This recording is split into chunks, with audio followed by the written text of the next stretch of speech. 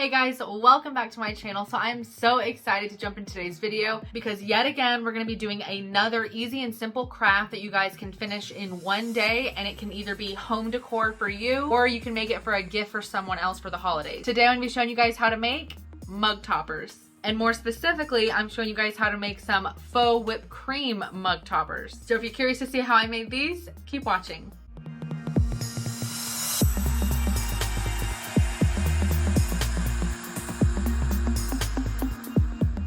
For this craft, you're going to need quite a few things. First, you're going to need a Ziploc bag. You could also use a quart size. I just like using a gallon size because typically whenever I make these, I'm making more than one at a time. But if you're a baker and you have an icing or piping bag, then you could use that. But I personally don't have those laying around, so I just use a Ziploc bag. You're also going to need this frosting tip. I'm not sure if that's the size of it or not, but I got this one at Walmart. As you can see, it is pretty big. And then whenever you are using these with a piping bag or Ziploc bag, whatever, you also need these little attachments because this will go on the inside of our bag along with the tip. And then this goes on the outside of the bag and you screw that down so that it's all staying in the bag. Now for our frosting, we're gonna be using this lightweight spackling. This is the Dab Patch and Paint lightweight spackling.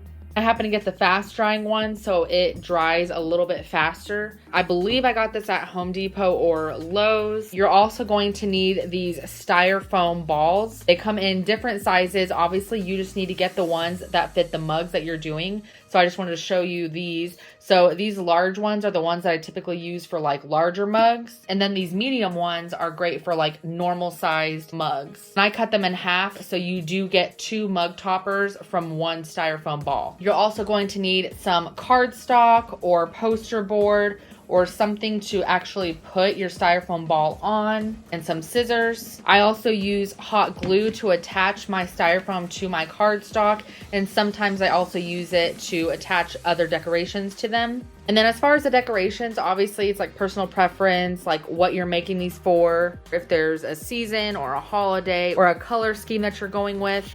So here is just a few that I've gotten. So some of these I've gotten off of Etsy shops and some of these I've gotten off of Amazon. So I will try to link as much as I can. But these are just fake clay sprinkles. You don't want to use real sprinkles on these because the dye can kind of bleed into the frosting. And also it could obviously attract ants, like if you're leaving these on display in your kitchens or whatever. So I always order these fake ones, but most of these are made out of like clays, plastics, even some wax. So just keep that in mind. I also like to have some like cute little paper straws on hand to like put on some of them, but obviously sky's the limit on how you want to decorate them. So just get whatever you're wanting for yours. All right guys, I'm super excited to jump into this craft. So let's get started. All right guys, so the first thing that you're going to want to do is take your Styrofoam ball and cut it in half. I just used a really sharp kitchen knife. So I'm using this medium sized one today because I have a lot of regular sized mugs that I want to add toppers to in my home. So after you've cut your Styrofoam ball in half, then you're going to want to attach it to your poster board or cardstock or whatever you're attaching yours to. Now I would just set my Styrofoam ball on my paper and trace it and then cut that out. But because I have this handy dandy little paper cutter puncher outer I got from Hobby Lobby. This is a 3-inch circle hole punch, I guess you could say. And I just put my cardstock directly in this and I just clamp it and it cuts out the circle for me so I don't have to trace or cut them out or anything. And they fit perfectly around these medium-sized Styrofoam balls.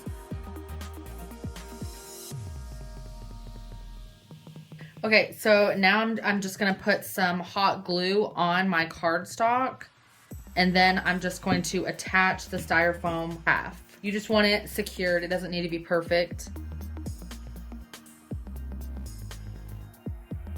Okay, so I have attached the cardstock to my Styrofoam halves. So now we're ready to add the frosting to these. All right guys, so now for the fun and satisfying but slightly messy part of the craft. So I just take a piece of Scotch tape and I just put it on the bottom of our cardstock here. And I got this cute little tiered pedestal, I'm not even sure what you want to call this, at Target in the dollar spot for $1. Obviously, I got this there a long time ago. I think I originally got it to like put like a candle on or something. But you could also use a paper plate or a cup or whatever. I just like to put it on something that I can turn around. So what I like to do is just stick it to this, and then I can kind of twirl this while I'm putting my icing on. Because if I'm just holding it, then I'm gonna be getting all this all over my hand. So this kind of makes it just a little bit easier. Okay, so then I'm gonna take my Ziploc bag and I'm just going to cut the corner off of this. And as you can, hopefully you guys can see this. And as you can see here, I'm not cutting a lot off. So as you can see here, I did not cut a lot off. But you basically just want it big enough to fit the tip of this little frosting tip in. So what I like to do is put the frosting tip in there, and I like to cut it smaller because I will kind of push it down in there so it'll stretch the bag, but then the bag will be kind of tight around it. And then you put in this piece on the inside of your bag, on the inside of the frosting tip. And then you're gonna take this little ring piece here on the outside of the bag and you're gonna screw down until it can't anymore. And then your frosting tip should be nice and secure on there, and none of that is gonna come like seeping out the sides. And now we're ready to put our frosting in the bag.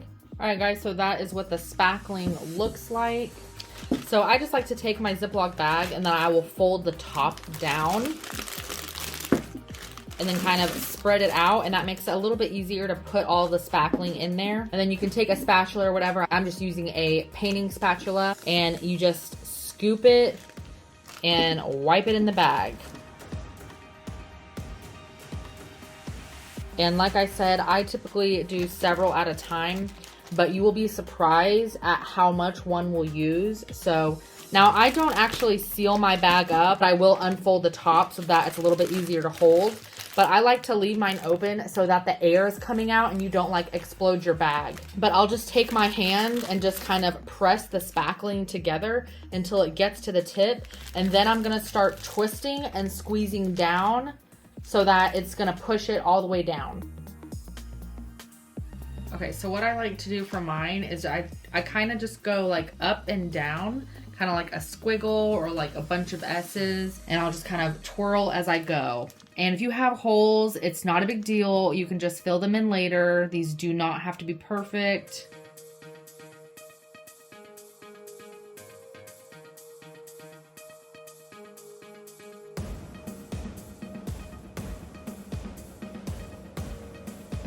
And then you can either like lift up and just go to the next layer, or once you start getting better and faster at it, then you just continue all the way up.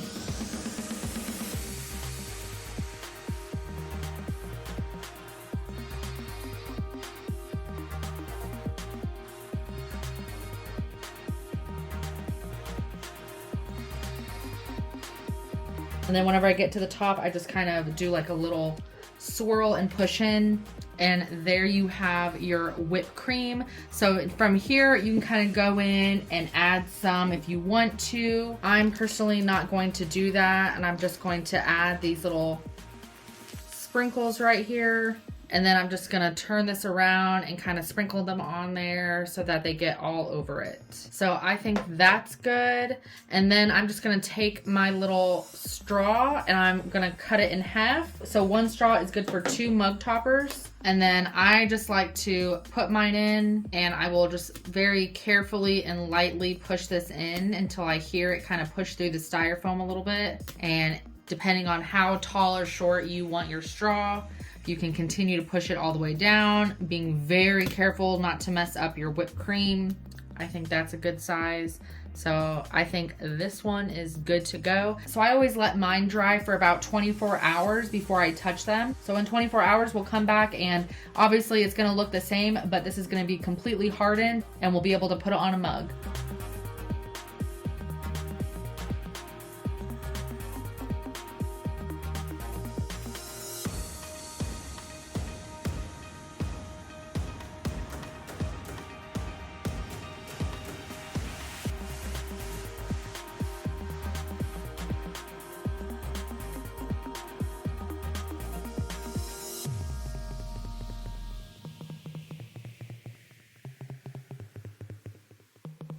And I will say, if you want your whipped cream to be like a different color, because I've seen people do, you know, like kind of pink so that it's like strawberry whipped cream, or they'll add a little bit of brown to it so that it's like chocolate whipped cream. You just add a little bit of acrylic paint, mix it in really well, and then you have colored whipped cream, whatever color you're wanting. I've also seen people do like drizzle, which I might do some to some of these other ones that I'm going to do later. I've seen people do it with like hot glue, and then they'll actually like physically sit there and paint all the hot glue.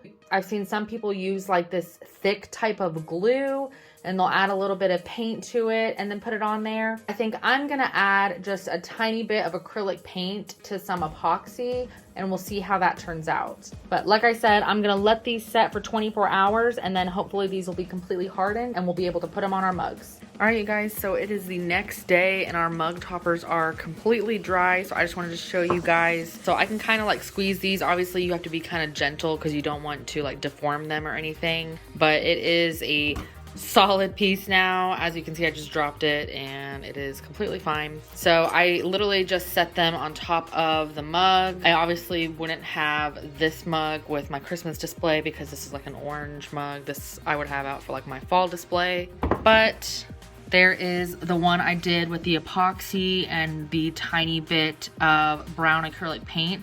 As you can see, it kind of bled into the spackling in some areas, but it's okay. It looks like chocolate syrup was just drizzled across it, and this one's for me, so I'm fine with that. And then here's the other one that we did with the green and red sprinkles with the white snowflake sprinkles and the red straw. So cute. So yeah, this is like my little hot cocoa bar that I just have in my kitchen, but look how cute these are. They look good enough to eat, but obviously don't try to eat these, please. I feel like I have to say that. But yeah, like I said, guys, I think these are really cute. They work great for home decor, obviously, and they would even make great gifts if you were to make a bunch of these, you know, for your friends or family or whatever.